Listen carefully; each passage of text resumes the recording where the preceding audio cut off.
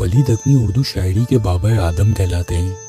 انہوں نے اردو غزل کو نہ صرف ایک باقاعدہ صنف سخن کا درجہ دیا بلکہ اپنی شاعری کے ذریعے اردو زبان و ادب کی بنیادوں کو مستحکم کیا۔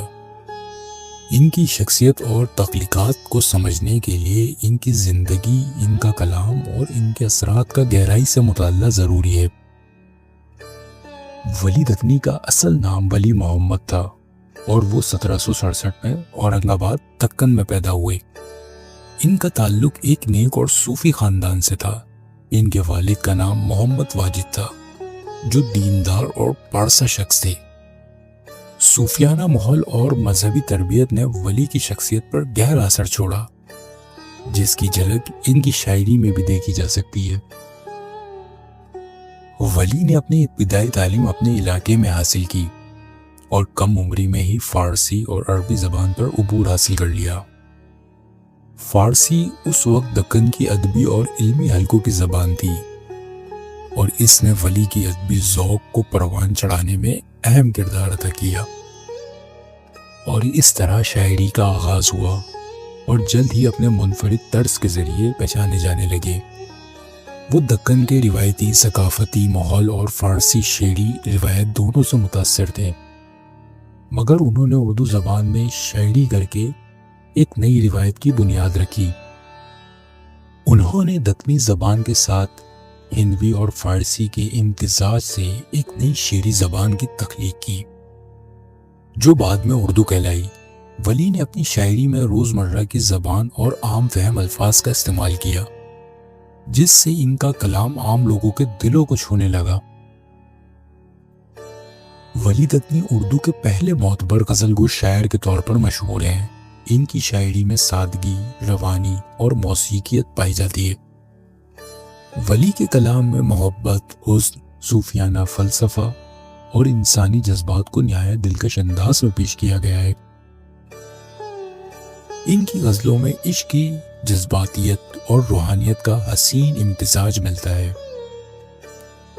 ولی دکنی کا سب سے مشہور شعری مجموعہ دیوان ولی ہے، جو اردو ادب کا پہلا مستند دیوان مانا جاتا ہے۔ یہ دیوان ان کے انتقال کے بعد شائع ہوا اور پورے ہندوستان میں مشہور ہوا۔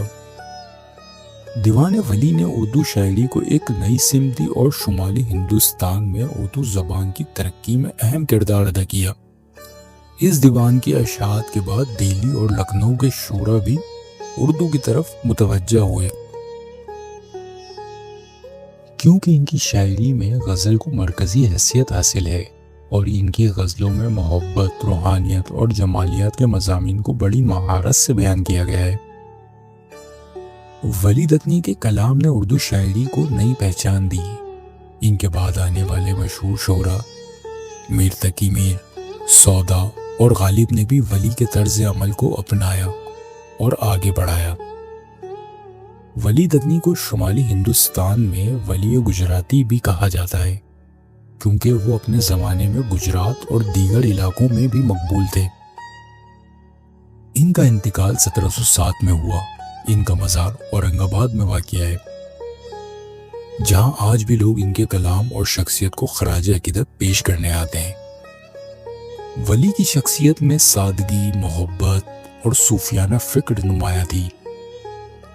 ان کی شاعری کا انداز نہ صرف دلکش تھا بلکہ وہ زندگی کی حقیقتوں کو بھی آسان اور دل نشین انداز میں بیان کرتے تھے۔ ان کے اشعار میں مقامی تہذیب، زبان اور زندگی کے رنگ جھلکتے ہیں۔ ولی دکنی نے اردو شاعری کو ایک ایسا راستہ دکھایا جس پر چل کر اردو نے دنیا کی ایک بڑی اور مقبول زبان کا مقام حاصل کیا۔ ان کی خدمات اور کلام آج بھی اردو ادب کے طلباء اور شاعری کے شائقین کے لیے مشعل راہ ہے۔